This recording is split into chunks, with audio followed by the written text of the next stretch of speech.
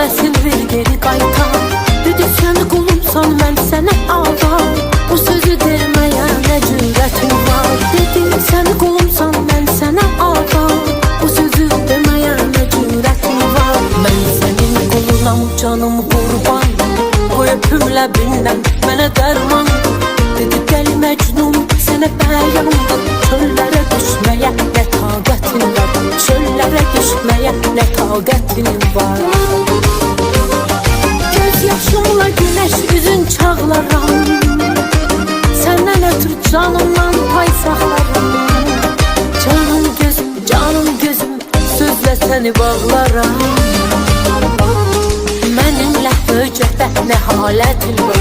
Mənimlə höcətə nə halətin var? Bu sözü deməyə nə cürətin var?